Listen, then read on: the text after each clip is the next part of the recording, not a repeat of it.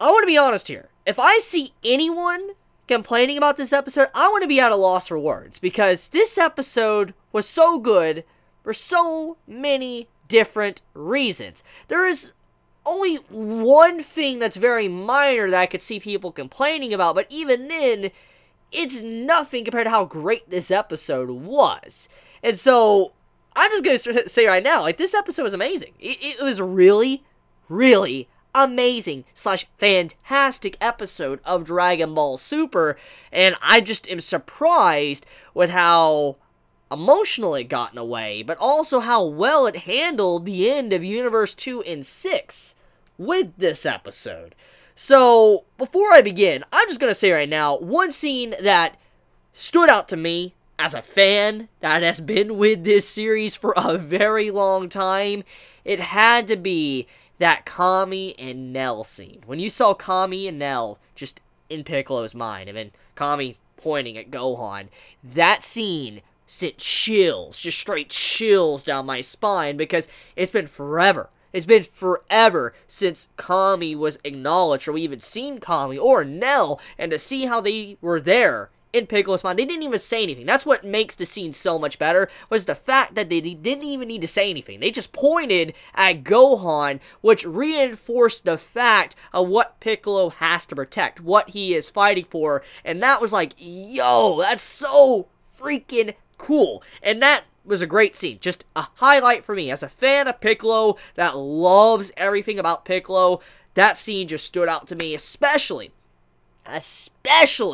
that scene when you see Gohan protect Piccolo. Such a good call out. A shout out to the earlier stages of Dragon Ball Z. I already mentioned this in, my previous review. And when I was talking about the preview, I was talking about how that scene reminded me a lot, like in the preview, reminded me a lot of when Piccolo sacrificed himself for Gohan. Well, we get to see the entire scene this week, obviously. And it's very, very similar to when Piccolo sacrificed himself for Gohan against Nappa. But in this case, Gohan was protecting Piccolo.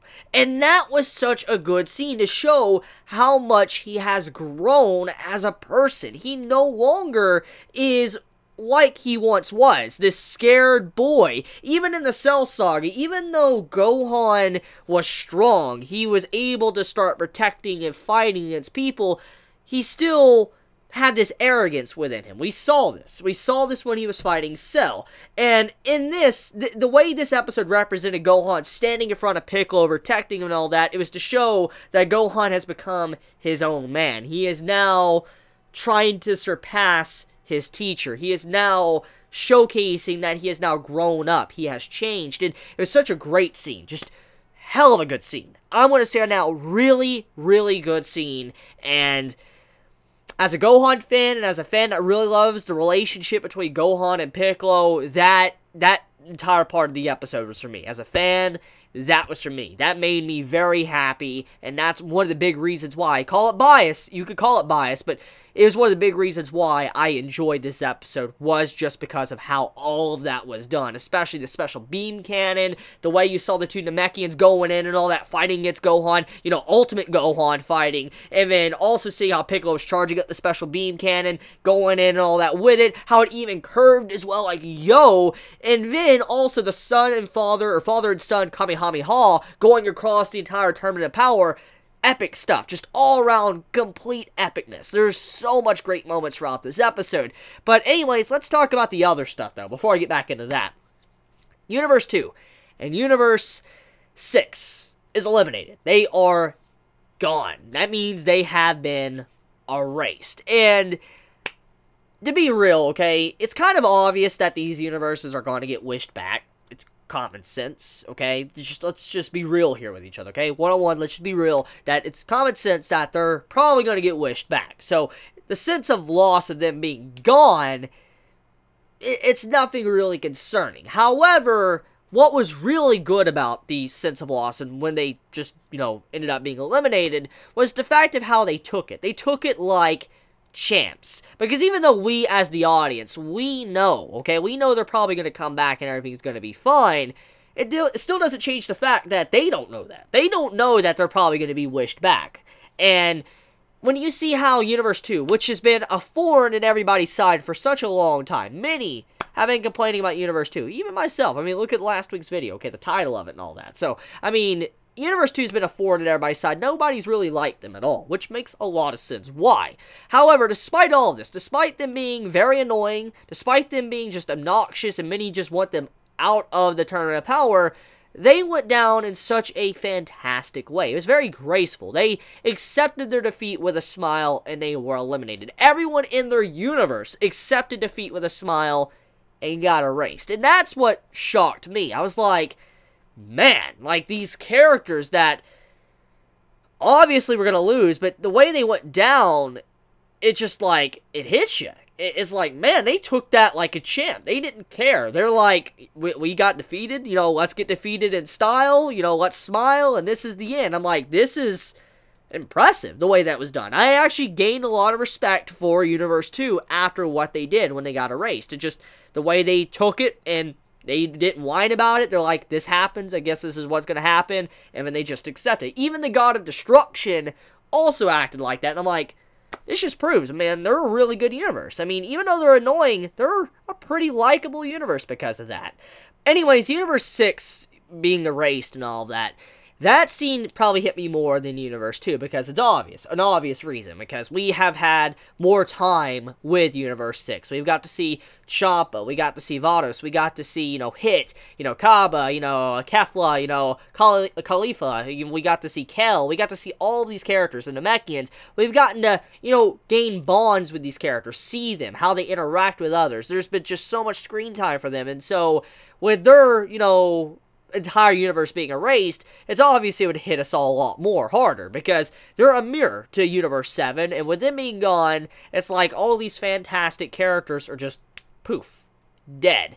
And even though they're probably gonna come back, it still had a lot of emotions, especially when all of them, they just took it like a champ, very similar to Universe 2, but the way Champa's final reaction was, the way the man looked at Beerus, like, hey bro, and it looked like he was going to say something. He was going to say something to Beerus, like this final line or whatever, maybe go out there and win or whatever, but he didn't do that. He put his eye down, he made a face, and that was it. He basically just did this little gag face right before he got erased. And you could see from Beerus' perspective, the way the camera was angled around Beerus, his entire face wasn't completely shown. We didn't get to see his entire face, which makes it to where we don't really know what emotion he clearly was showing. He was definitely holding back something. He didn't really want to look at his brother being erased. And when he was like, he heard his brother, he kind of turned his head a little bit, and he saw how Champa just, you know, made that face and, you know, got erased.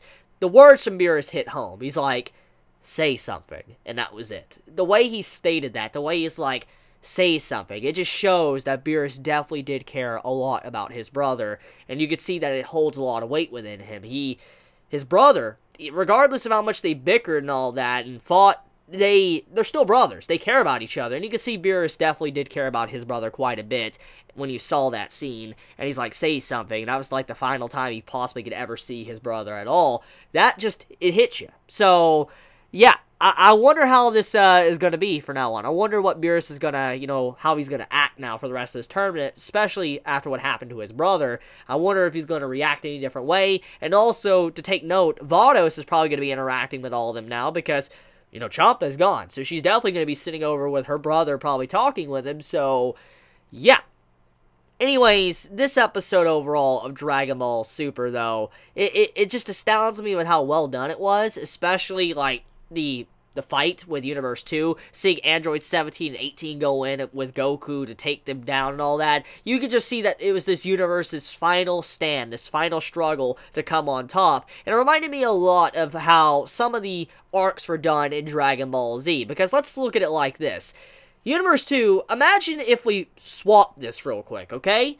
What Universe 2 was going through was exactly what Goku and everybody else had to go through in Dragon Ball Z. I mean, think about the Majin Buu saga. Think about the Cell saga or Frieza saga. They had the odds stacked against them. They were fighting these monsters that were on a whole new level. I mean, example, let's think about Buu, okay? Just Buu. he's a monster, and he was just winning and defeating everybody that came before him. Nobody could really stand up to him at all, and eventually, just to defeat this man, Goku had to, have the Spirit Bomb just to bring down Kid Buu. And in this case, when you see in this episode where they're generating all the energy from their universe to give them power and all that before they could defeat Goku, Android 17 and 18, it shows a very similar scene. There's a very big correlation between that scene and Dragon Ball Z, and it's just the circumstances have been swapped. Instead of Goku and all his crew being the underdog, they are now the top dog, while the underdog is actually losing. It's kind of sad. It's sad when you look at it like that, and I'm like, yo, I wonder if that was intentional. I wonder if Toei and Akira Toriyama actually designed it like that to make us feel like that, showcasing that our characters, they're the big bad, basically, and they're the ones that came out on top and won. But yeah, that's about it. So let me know your thoughts in the comments below, how you felt about this week's episode of Dragon Ball Super. Did you enjoy it? Did you hate it? Please be honest in the comments below. If you enjoy my content, please subscribe. And if you like this video, please leave a like. And if you want to get notified for when I upload videos, obviously, near the subscribe button, there's a bell icon. Click the bell icon, and you will be able to, from now on, get notified when I upload a video. So love you guys. You have a wonderful day or night wherever you live. Please be safe. Chibi out.